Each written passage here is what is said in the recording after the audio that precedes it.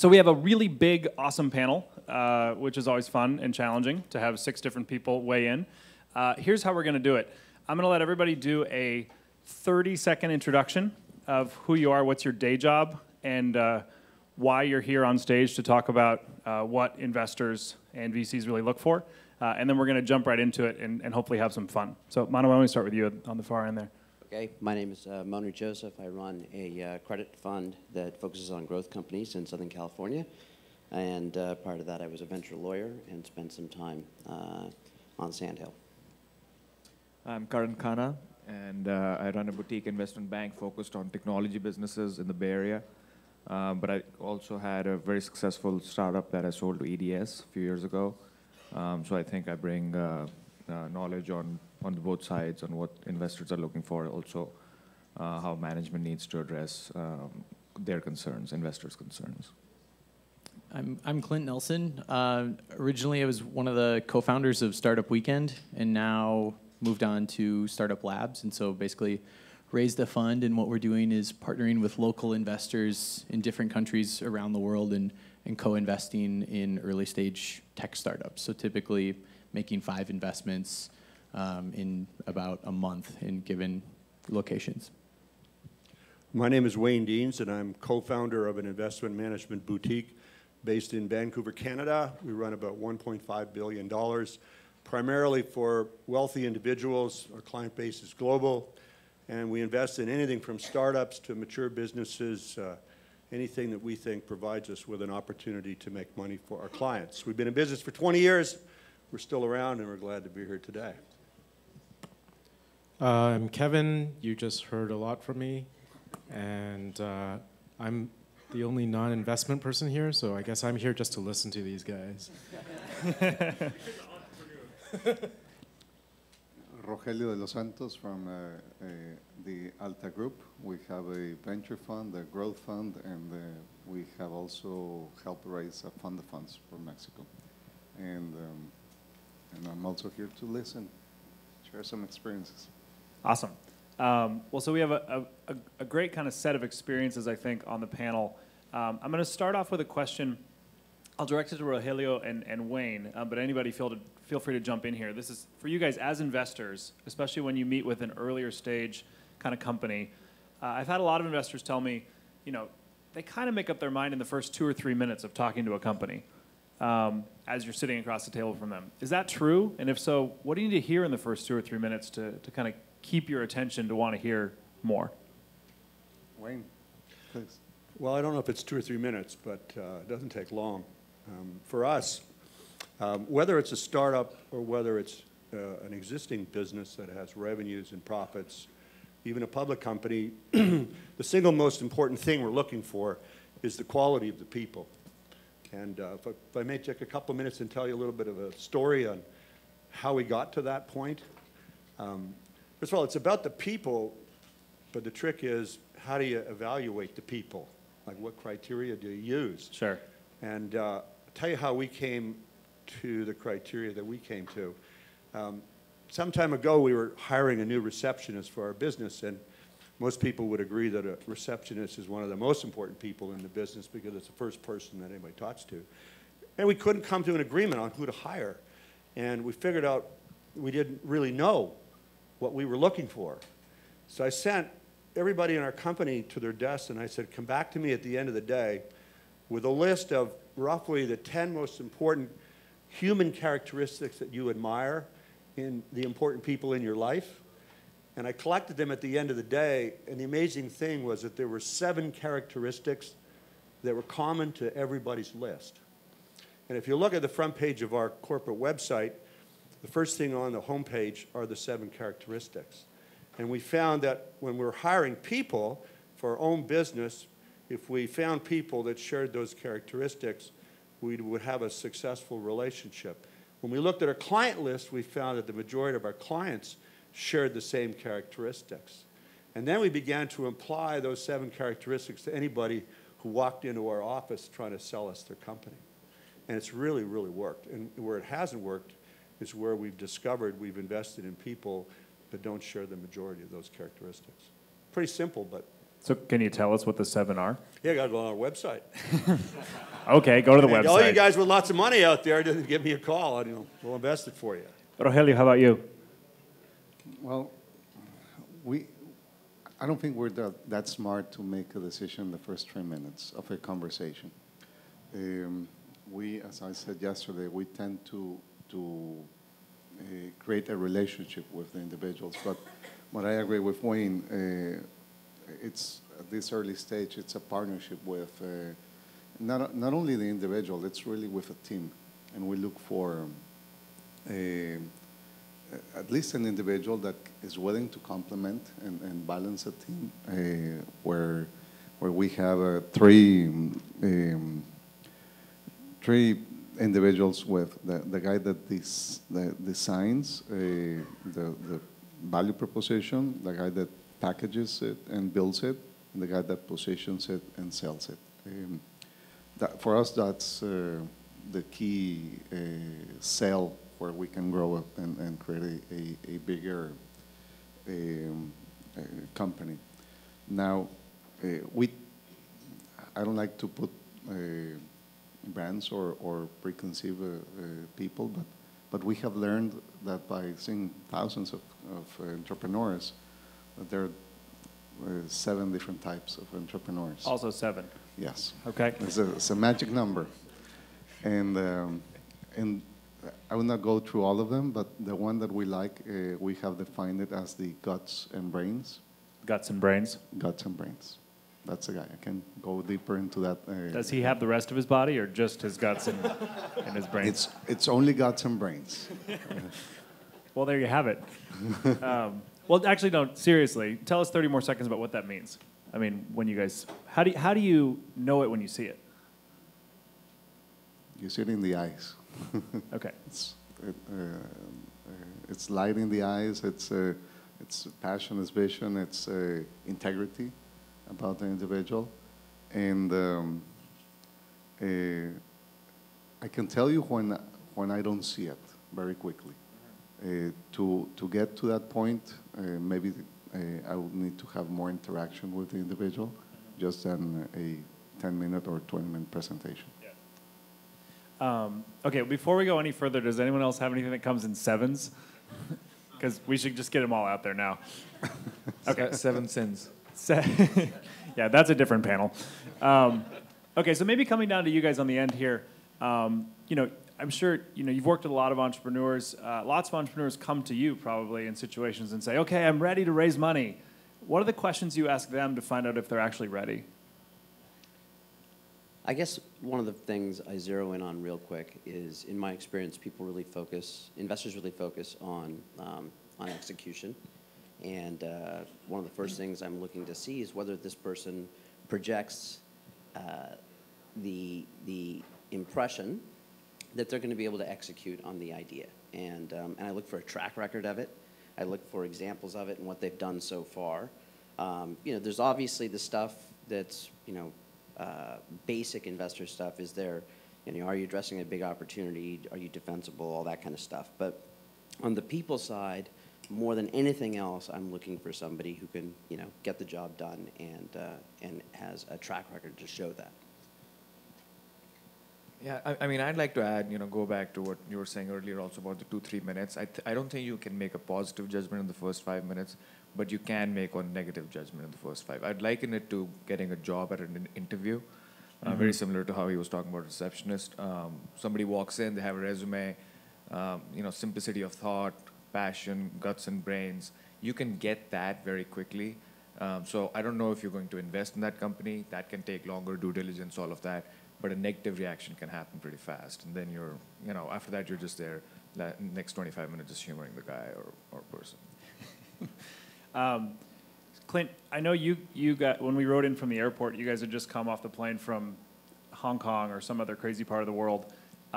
Is what investors look for in entrepreneurs kind of universal? I mean, is it the same in all these crazy countries you guys are working on startup labs? Or is it different? And if so, how?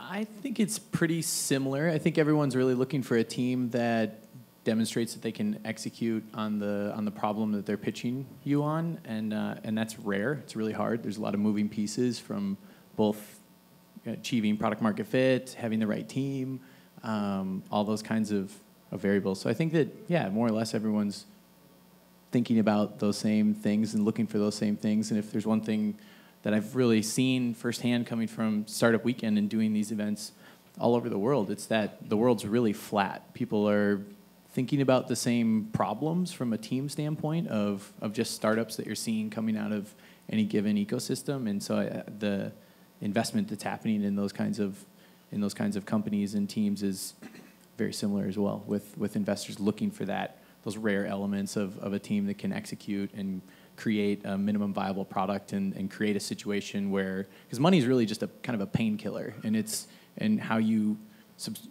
prescribe it. In many cases, it's not the tool for the job, because in many cases teams haven't achieved a product market fit and don't really need the money to start to scale up problems that don't exist. And so I see a lot of teams that raise money at a poor timing, or it's not the right drug for where they are, and then they get distracted, and it's like, well, should we buy $800 chairs, or what should we be, they start to pimp out their office and all these other things, and hire other people that are exasperating, to his point, maybe not the right people to be joining the company in the first place, and now you have all these other problems, when really they really need to be focusing on that product market fit at that initial point in time, and then using money as a tool to kind of start to scale that up, because it really, money doesn't do a lot of things well. It's just a sledgehammer, it's a scalpel, I guess, for just scaling.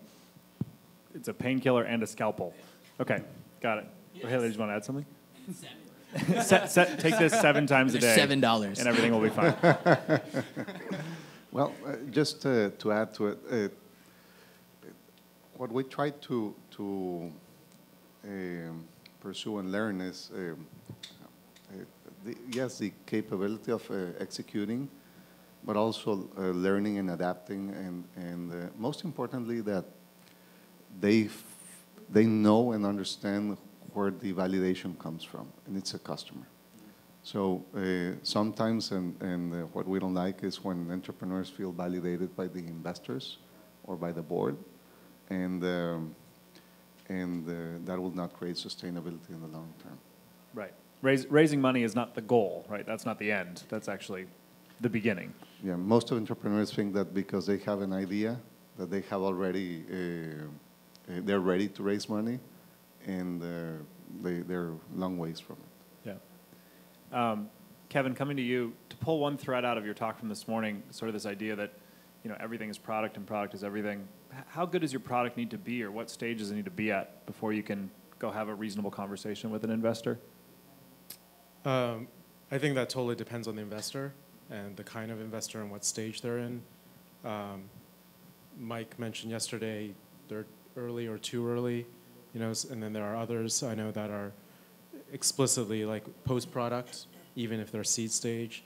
I think these days we raised pre-product, and frankly, if I was, this is televised, isn't it? Can we turn off the live stream just for a second? So we can. No. Don't do that. Sorry. I mean, honestly, I don't have no aspirations to be on the investment side. But if I were to be on the investment side, I personally, in today's world where you can come up with at least a prototype so easily, I would look for companies that at least have something that I can play with and works. And to our credit, like, we were pre-product, but we had a prototype that was built on Keynote, and that worked for us. So one I'll kind of throw out there for the panel. I think several people talked about, and Wayne kicked us off, right? Qualities of the individual, of the entrepreneur, qualities of the team.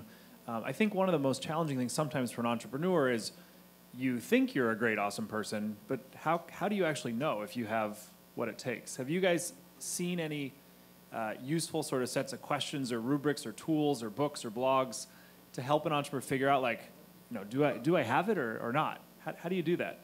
Manu, you have any ideas?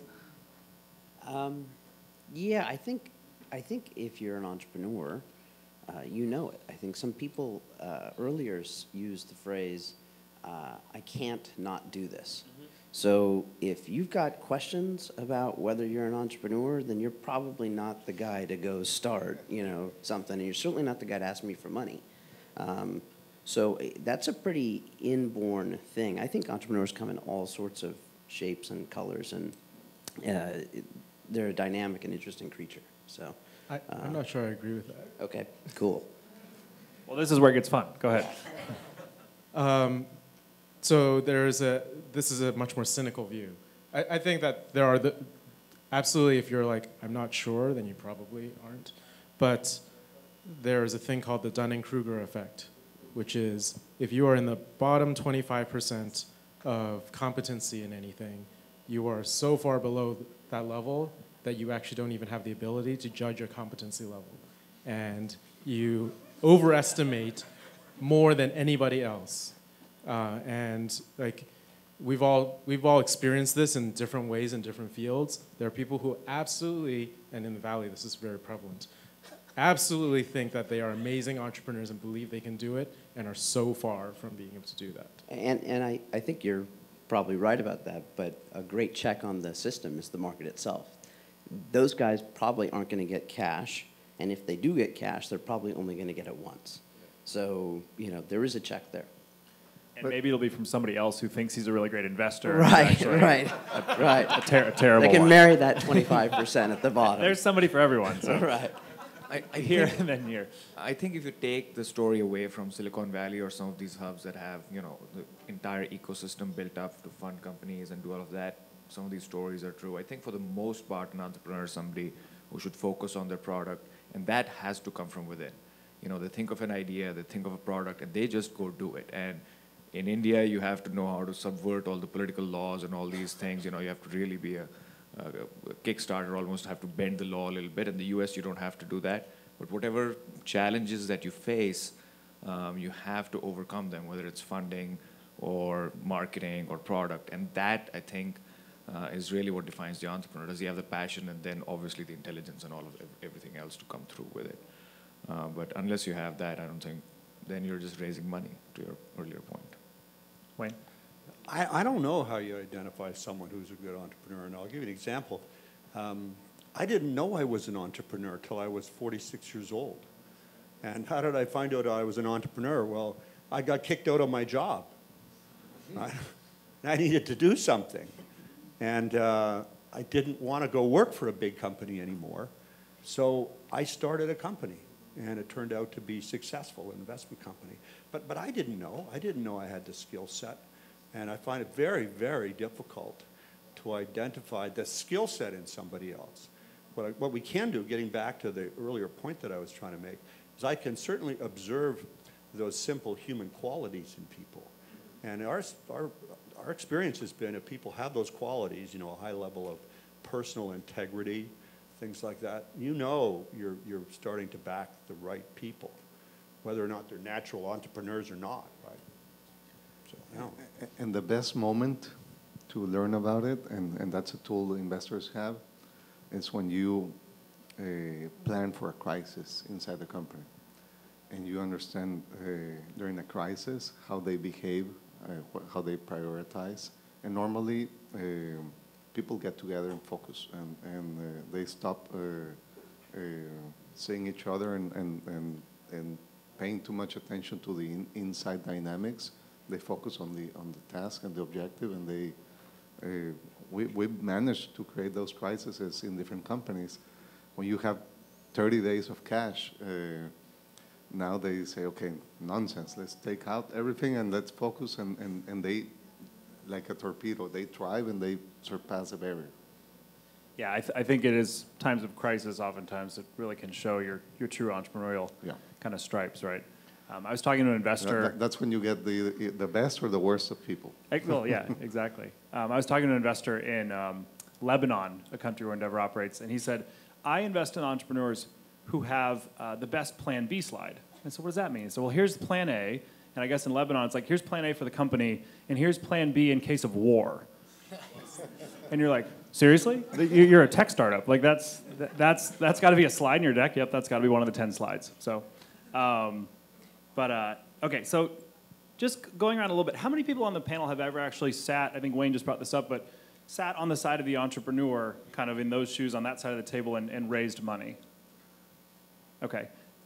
When you guys did that, what's the best advice anybody gave you about that process, that sort of after the fact you were like, yeah, that was actually the most helpful thing somebody told me? Anybody want to start?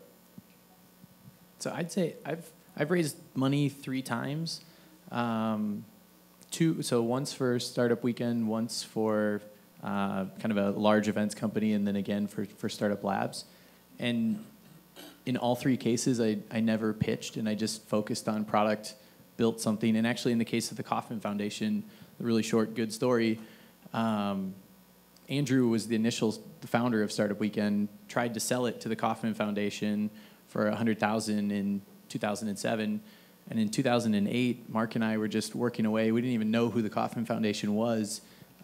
They called us up and invited us to Kansas City and gave us $2.8 million to put their logo on our website. And so it was like, and the literally same guy that told them, no, we're not going to invest we're not going to buy the company for $100,000, later then gave us $2.8 million for logo on the website. And so the best advice that anyone ever gave me is don't pitch, build, focus, and like create some value, and people are going to notice that. And also follow through and just keep working on it. And every time that people are checking in with you, and back to your other question of how do you know you're an entrepreneur, you're still doing it. And it's not like fair weather fans of I was an entrepreneur for 3 months, now I'm back at Microsoft or something like that. It's the follow through.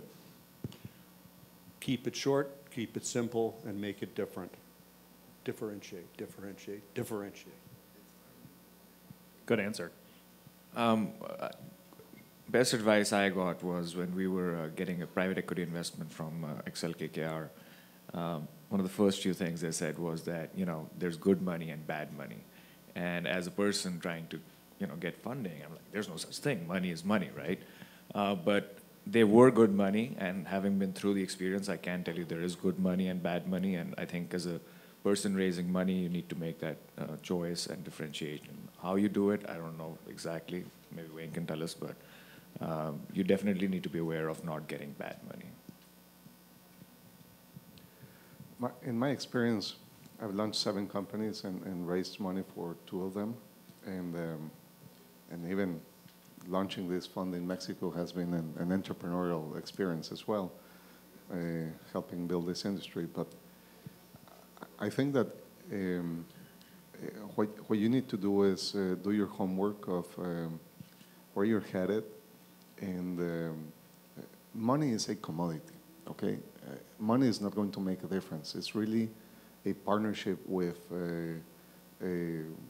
other values that come attached to it that really help you get there faster or better prepared to endure good or bad experiences or bad times. And that, I could say, applies to building a company or building a fund. And the best position to be in is when you don't need the money right now. Sure. What you're telling them, and once you do the homework, you're sharing with them your vision, your plan, and you don't even talk about money. But sooner or later, once you're executing, they will say, okay, this guy, what he said, he did. And sooner or later, they will join the bandwagon. And to tell you the truth, for raising the Alta Ventures fund, the $70 million fund, we have 30 families. We never went to one office to ask them for money. They all came to us. Because we pitched them initially, we were not talking to them about creating a fund. What we were pitching to them is that we wanted to create an industry and that we wanted to create 20 funds in Mexico, competing funds, with the sole purpose of helping entrepreneurs or democratizing capital so that any young guy in Mexico with an idea, by merit, can get supported. And people get behind you with those ideas. That's great. I think it speaks to one of the things that somebody brought up yesterday that I've heard a lot, right? This idea that investors really do look to invest in lines, not dots, right? They want to see the whole story. Another version I like is, they invest in the film, like the video, not the snapshot, not the photo, right? So that's kind of the YouTube, not the Instagram, but Instagram also probably a good investment, I guess. So that's actually probably relates to one of the advice that I got was the startup is a story, and you are at a certain point in the story, whether that's prototype or you've launched and you have a few users that are engaged, or you're a growth company. There's a story that is being told, and what you and the investor need to get on the same page about is, can this story actually happen? And you're saying, this is where we're going, and the thing that you're trying to convince is this the right team, market, and everything to make that story believable? And if there's metrics, if there's a product, any of those things are feeding into, is this story believable? Totally. Anybody else on the advice question? Okay. We have just over 15 minutes left, so I'm going to make one announcement. This is for the audience and I guess for the live stream too. If you guys have questions, be thinking about them. We'll spend a few minutes at the end. Also, if you want to tweet questions, I can see them up here, so we could try to do it that way. See if that works. So if you're not in the room and want to tweet a question at us, I'll try to work it in. You can do it in English or Spanish, or Portuguese, and I'll do my best. No, not Pig Latin, please. So I think one of the things that Rogelio pointed out, which I think is a really good point, and also in this sort of discussion of kind of good money or bad money, or you hear a lot about the idea of smart capital, right? What does that actually mean to you guys? What are the things that come with good money or smart capital? I mean, what does that look like for an entrepreneur who's out sort of saying like, whoa, there's 14 VC funds in Mexico now, right? How do I figure out who's smart capital and what's good money? I mean, what should that look like to an entrepreneur? And that's what I said. I don't think I have the ability to tell you what those things are. I can tell you my experience was good because they were true partners. So I think maybe that's one thing you can take away with it. Also, I think if you're looking at being a partner, then just like you can, the investors looking at their characteristics, what makes them a human, they can look back at the investors and say, can I get along with this person? Not just because they have money, but also if they'll be a good partner. So I think sharing values, sharing the same integrity, having those common qualities between both the investor and the person pitching the idea is very important, because that when there's a crisis, if everything's going good, everything's going good. But when there's a crisis, everybody retreats into their primal mode, and those need to be shared between the partners, and I think that makes it smart capital in the longer run. There are additional factors, but I think that's the most important one. Wayne or Kevin? Yeah, I'll give you an example of, I agree with you completely. It should be a partnership. And if it's a partnership and you have mutual respect, we for the management team that runs our business and they for us, then we're more likely to have a really positive experience. I'll give you an example. We invested in an early stage nickel mining company back in 1995. And we're building this nickel mine in partnership with these really great mining guys that were running it for us and building it for us. And in 97, 98, we hit that Asian crisis, and demand for metals and metals prices just dropped like a rock. The nickel prices went down to about $2 a pound, and nobody was making any money. The value of our company, which had become a public company by then, went down to about $100 million.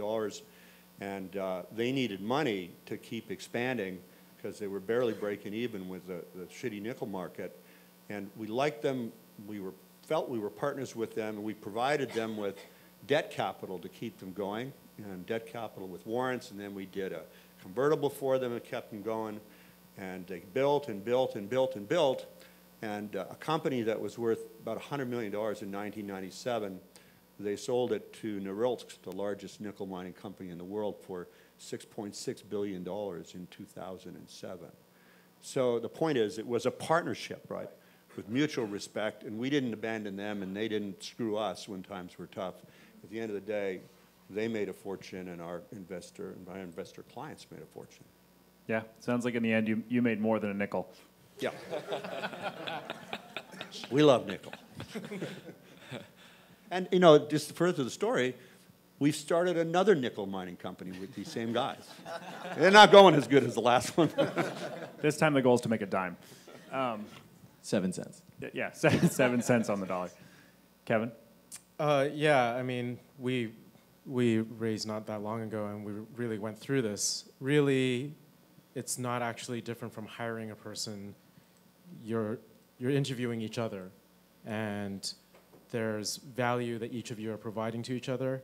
And what that means is you do the same things you do for interviewing a person, which is look up references, talk to people who have been in tough situations with that investor, and look at how they treated those situations. And this is where a network is really helpful, because if you ask the investor to hand you references, then you're like, well, I don't know. Like maybe they're just handing like good situations. But if you have a good network of people that can tell you, like, I've had this person as a reference and this person is great, that's incredibly helpful. And we actually had two investors that we were considering seriously, and even ended up setting up a formal debate between two of the founders just to go through all the pros and cons. Like, here's the data that we have from our friends on this investor and this investor, and if this happens, this is likely to happen with this investor, and if this happens, these people are likely to re-up and help us bridge the round, or they've got our backs. And those kinds of discussions were really crucial in figuring out who to go with. Did you live stream the debate so the investors could watch it? We had a terrible, we had one of those moderators that didn't ask any questions. He just told bad jokes the whole time? Exactly. Was that the problem with the moderator? There were a binder of investors. Got it. So one of the things we wanted to drive out on this panel was, what do investors, and particularly what are VCs really looking for? I think we've heard a lot of good comments and a lot of stories and examples about the individual, about the entrepreneur, about the team. How about on the business side?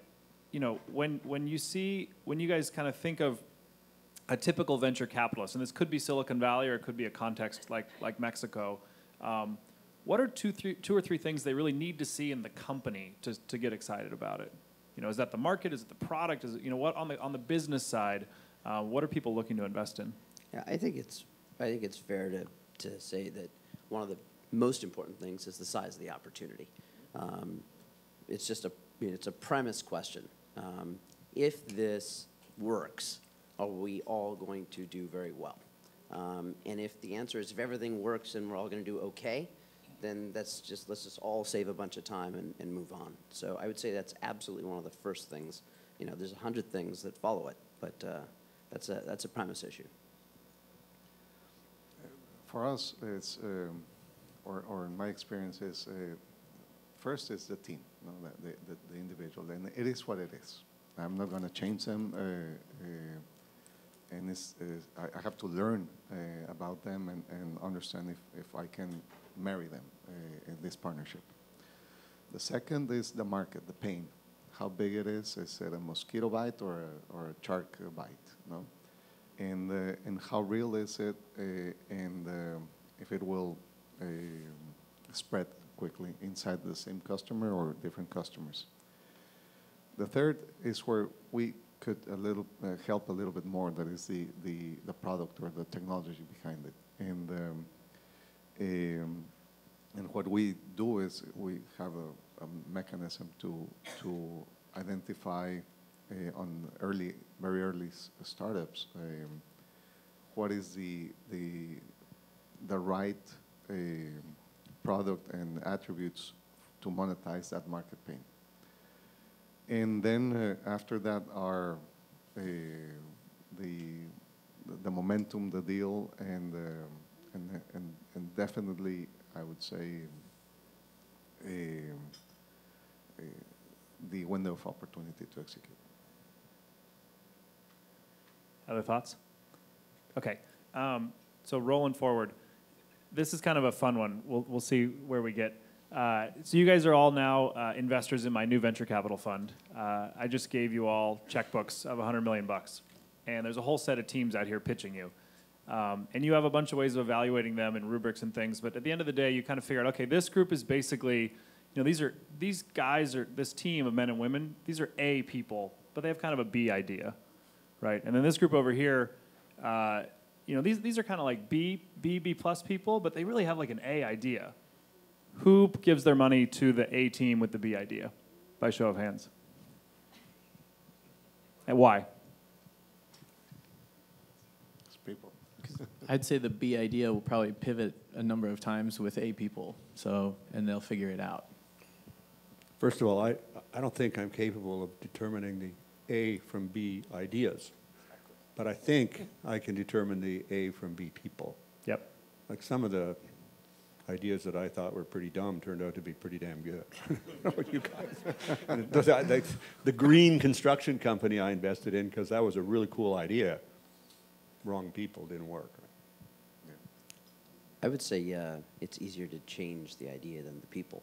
Sure. And so, if you're going to give me two variables and one actually can move, that's how I'm going to make my decision.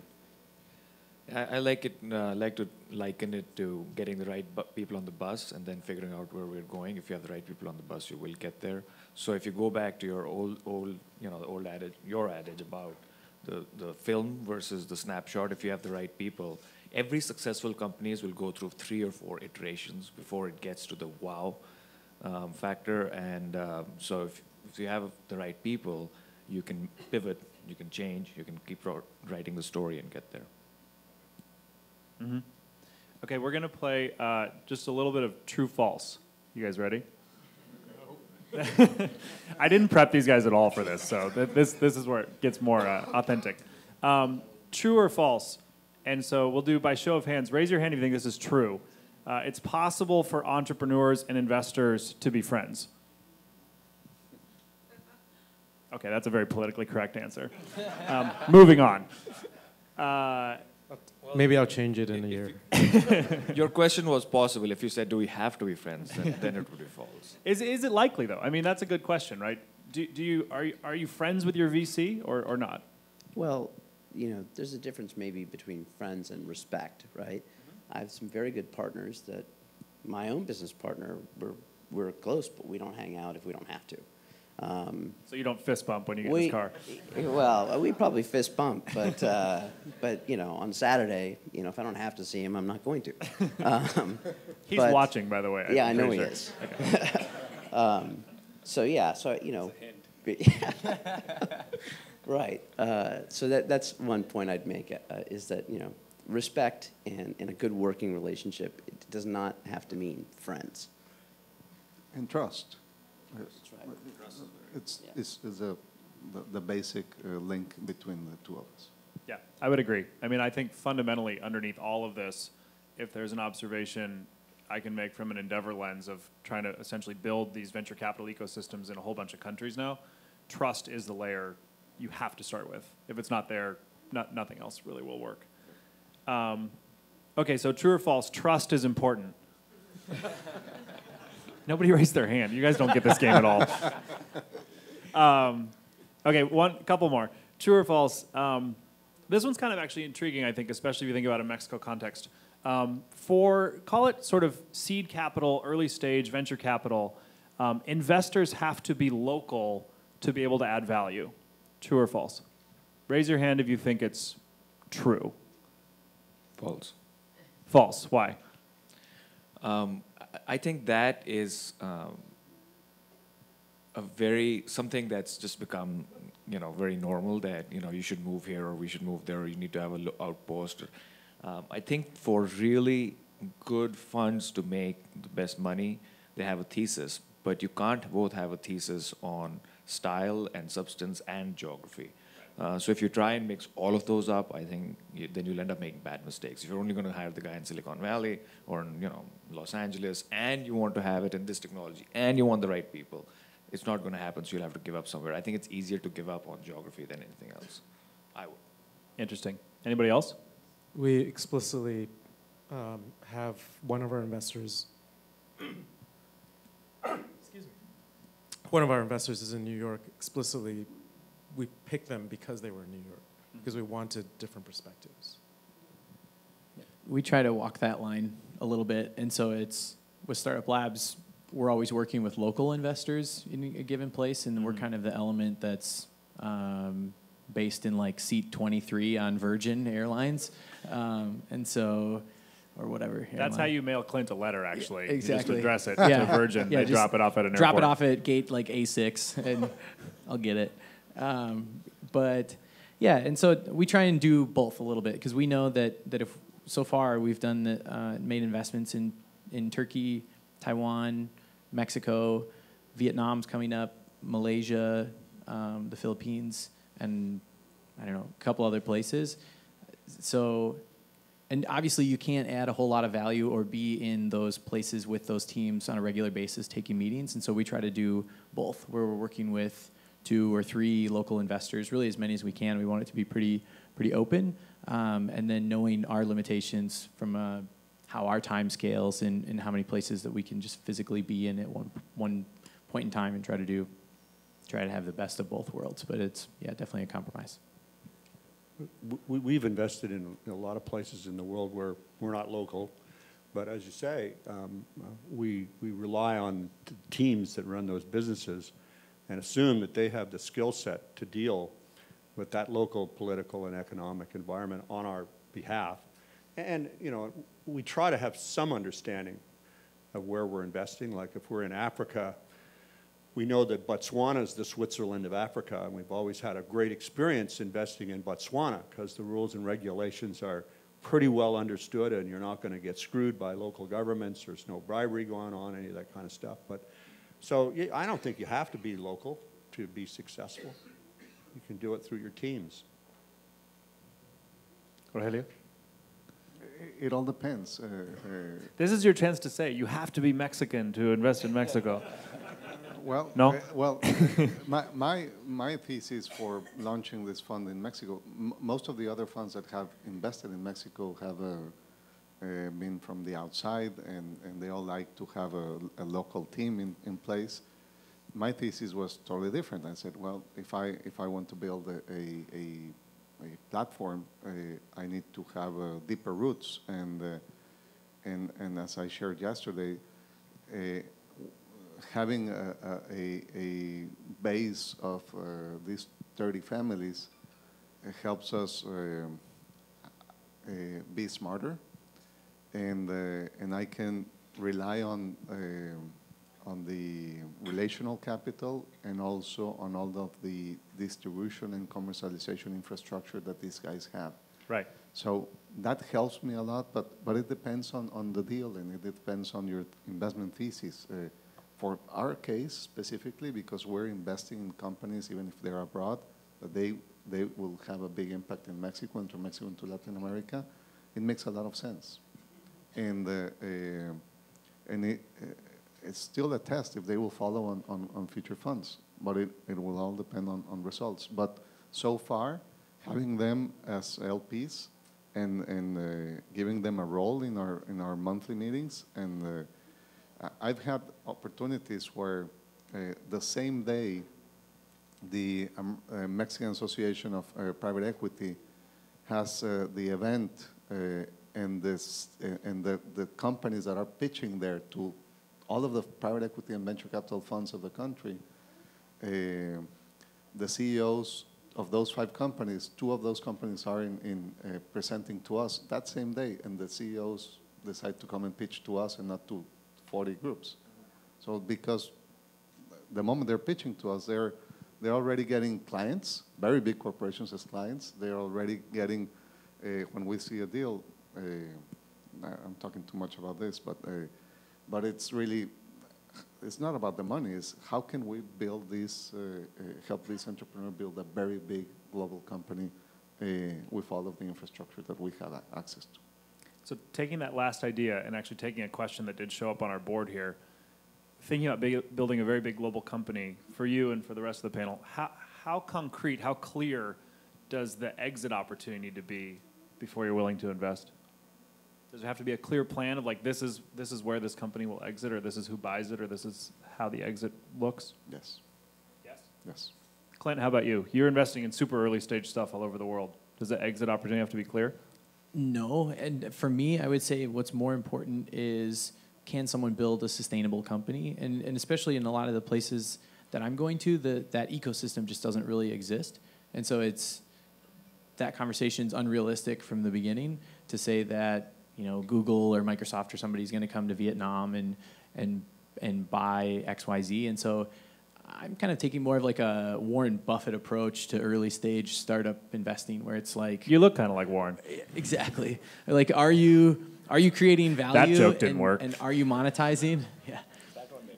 And it's just, I'm really interested in seeing teams that can generate cash, and it's at some point, because back to the point of raising money is a painkiller, and ultimately the real drug that everybody wants and needs is revenue, and that's also the reason that you would get bought. Nobody's ever going to buy a company that is requiring another $10 million of investment every year.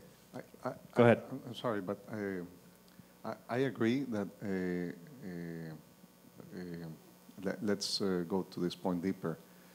The contraction or the correction that the industry is having in the U.S., the VC industry, is because a lot of money has been invested into things that are not profound in value, and that are not they're not creating companies that will persist in 20 years from now. So that should be the vision. But the reason why those $30 billion that are being invested are shrinking or are being concentrated on the top tier or top decile funds is because it has been shown that only the guys that have exits will have a follow-on or investors behind them. So it's really important to have at least a path to an exit, either with your own LPs or with strategics down the road. It's very difficult to have it secured from the time you're investing in, but it's tied to your thesis. And that's how it should be. On behalf of the entrepreneurs, I think I'd like to say that when you're building a company, you need to have that vision. So maybe not from an investor standpoint, and not maybe a clear-cut path to who's going to buy you. But I think if you really want to create something of value for yourself and for your investors, you almost always have to be ready to sell or ready to exit, and you have to think that way, because I think that mindset brings a lot of value. I see a lot of companies that can do a lot more, but their founders are just not thinking big, or they don't have that clarity or that vision in mind of what they're going to do with it. So I think that's something also that investors look at. So not knowing where it's going to end up, but always being ready to end up somewhere good, and having that vision is very important.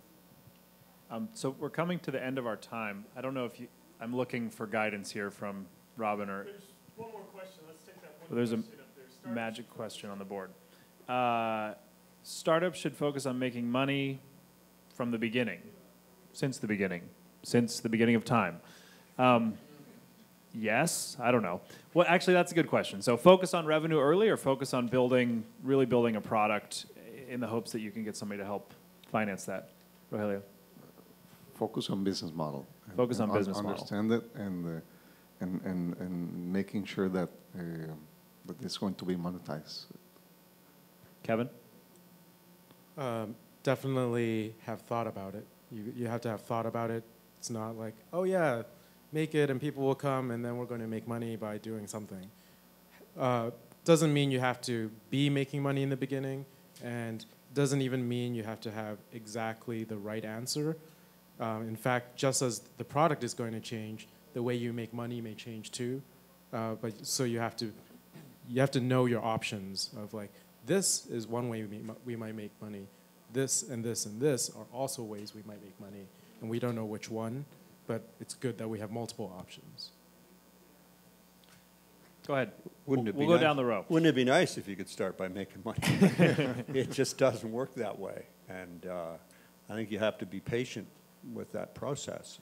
And as long as you're on plan, you don't have to be making money right away. You can cash in later. And that feeds back into the exit strategy. What we found is in early stage investments, if the founders and the management team were too focused on the exit strategy early on, they screw up the execution strategy early on, and it doesn't work out very well. That's a good point. So I'd say, like, should founders focus on making money from the beginning? I don't know, hard to say. It depends on the company. If it's something like Twitter, probably not. If it's something like an e-commerce play, definitely, because like Twitter, but I'd say focus on the MVP, but at the end of the day, money is the ultimate complement. If someone was willing to pay $1 per tweet, you've really built something of value. And even Twitter, at some point, they need to monetize, and I mean, they are with the sponsored tweets and things like that, but it's two different things. And so if you're building a huge user base, then it's kind of implicit that you can probably monetize that at some point in the future. And so you should focus on just making it big and huge. If it's more of an e-commerce type play, then making money from the beginning is really critical, because otherwise all of your assumptions are invalidated. I think this is a very good question, because we face it in Orange County. I mean, investors are different in different parts of the world. Some investors want revenue up front, some don't. So this is one where the entrepreneur really needs to work on their business plan and know their investor. If the mindset is we'll monetize later and your investor wants monetization now, that can lead to a lot of trouble. So this is one where you really need to be in sync with your investors on how to execute on that business plan. You know, I think money at the end of the day is the scorecard. So, you know, maybe you don't have to focus on it in the beginning, but we're all up here to make money. So, but you can make that through shareholder value. It's true. But at the end of the day, you know, someone's got to make some cash. So maybe you don't have to focus on it right away, to your point about, you know, depending on the type of business. But as an investor, it's certainly something, it's the everything. So that's what I'd say. Well, I promised that this panel would feature one last question. Owen, here we go. What does it say?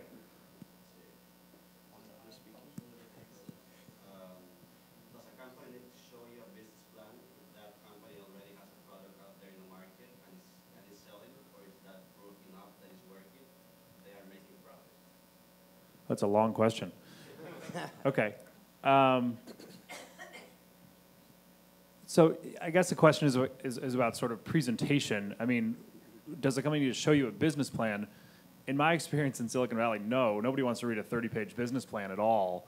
But one question would be, how much packaging should you do, I guess, around sort of presenting your company, or do you just sort of demonstrate what it's doing? Now there's bells going off. We must be over time. Any thoughts on this question? I think writing the business plan is important, not as much as showing it, because when you force pen to paper, your own clarity of thought occurs. So as an entrepreneur who's trying to raise money, or even selling your own product, if you've done that exercise at home, it synthesizes your clarity and your thought when you're speaking. It's simpler. If you haven't done it, you come across as you know, all over the place, and you haven't thought about it. So I think that's why it's important to write that business plan. Maybe you don't walk around with it. So to Kevin's point of saying, sort of have thought about it, that's an exercise that can help you think it through. Yeah, done it through numbers. All of that needs to be at your fingertips. I find that to be true for the entire pitch, actually. The 10 slides, it's good to do it just so you have answers to everything, and then throw that out. And then you can answer the questions as they come.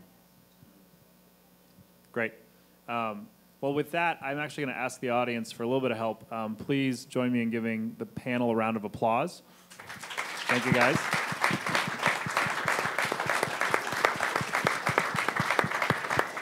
And I think most of us are here for the next couple hours, the rest of the day. So if you have more questions, we'll be around. And I didn't do my homework. What happens next?